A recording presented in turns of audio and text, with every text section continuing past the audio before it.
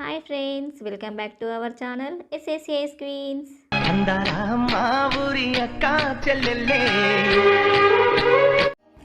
ఈ వీడియోలో నేను తెలంగాణ స్టైల్లో పప్పు దినుసుల గారెలు ఎలా తయారు చేసుకోవాలో చూపించాలనుకుంటున్నాను. ఈ పప్పు దినుసులలో ప్రోటీన్స్ ఎక్కువగా ఉంటాయి. ఈ విధంగా గారెలు చేసి పెడితే పిల్లల నుంచి పెద్దల వరకు అందరూ చాలా ఇష్టంగా తింటారు. ఈ గారెల కోసం ముందుగా ఒక గిన్నె తీసుకొని అందులో ఒక కప్పు బొబ్బర్లు, ఒక కప్పు పెసర్లు, సగం కప్పు శనగలు, సగం కప్పు రాజ్మా, ఇంకొక గిన్నె తీసుకొని అందులో ఒక కప్పు పెసరపప్పు వేసుకోవాలి. వీటన్నింటినీ చక్కగా కలిపి 2 సార్లు శుభ్రంగా కడిగి నీరు పోసి 5 గంటల పాటు నానబెట్టాలి. చూడండి ఫ్రెండ్స్, 5 గంటల తర్వాత ఎంత చక్కగా ఉబ్బిపోయాయో. ఇప్పుడు ఇలాంటి ఒక స్ట్రైనర్ని తీసుకొని వాటర్ అంతా వడపోసి పక్కన పెట్టుకోవాలి. ఈ పెసరపప్పుని ఇలాంటి ఒక పిండి జల్లెడ తీసుకొని వడపోసుకొని పక్కన పెట్టుకోవాలి. వాటర్ అంతా పోయాక ఈ పప్పు దినుసులన్నింటినీ ఒక మిక్సీ జార్లోకి తీసుకొని అందులో 10 నుంచి 15 పచ్చిమిరపకాయలని ఇలా కట్ చేసుకొని వేసుకోవాలి. అందులోనే 1 టీ స్పూన్ జీలకర్ర, 10 నుంచి 15 వెల్లుల్లి రిబ్బలు వేసి మూత పెట్టి ఇలా మెత్తని పేస్ట్లా రుబ్బుకోవాలి. ఇప్పుడు ఈ పిండిని మరొక గిన్నె తీసుకొని ఈ పిండిని అంతటిని ఆ గిన్నెలోకి షిఫ్ట్ చేసుకోవాలి. ఇప్పుడు ఆ పిండిలో ముందుగా నానబెట్టి వడపోసి పెట్టుకున్న పెసరపప్పుని అందులో వేసి అందులోనే కొంచెం పుదీనా,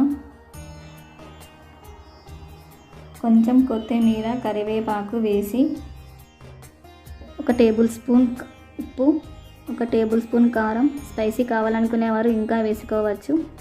ఇప్పుడు దీని అంతటిని చక్కగా కలిసిపోయేలా కలుపుకోవాలి.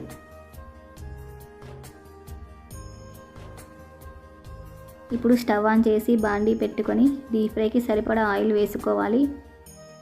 ఇలాంటి ఒక కాటన్ క్లాత్ని తీసుకొని ఇప్పుడు ఈ పిండిలోంచి ఒక చిన్న సైజు ముద్ద తీసుకొని కాటన్ క్లాత్పై ఇలా ఒత్తుకొని ఈ విధంగా ఒక హోల్ చేసుకొని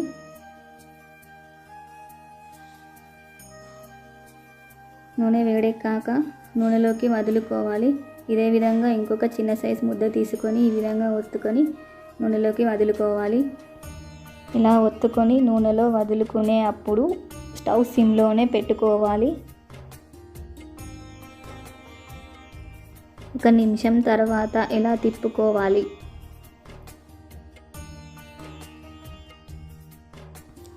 ఇప్పుడు స్టవ్ని మీడియం ఫ్లేమ్లో పెట్టుకొని 4 నుంచి 5 నిమిషాల వరకు మంచి గోల్డెన్ కలర్ వచ్చే వరకు వేయించుకోవాలి.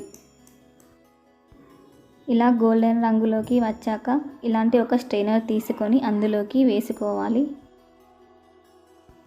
ఆయిల్ అంతా పోయాక ఒక ప్లేట్లో టిష్యూ వేసుకొని అందులోకి మార్చుకోవాలి. మరిన్ని గారెల కోసం మిగిలిన పిండిని ఈ విధంగానే చేసుకోవాలి. ఫ్రెండ్స్, ఇంకొక చిన్న ఇన్ఫర్మేషన్, అదేంటంటే మనం పిండి ముద్దను తీసుకొని ఒత్తుకునే అప్పుడు మరీ పల్చగాను లేక మరీ మందంగాను ఒత్తుకోకూడదు. మధ్య రకంగానే ఒత్తుకోండి. ఎప్పుడు హై ఫ్లేమ్లో పెట్టి వేయించుకోకూడదు, ఎందుకంటే పైన కలర్ మారుతుంది కానీ లోపల పిండి అలానే ఉండిపోతుందండి.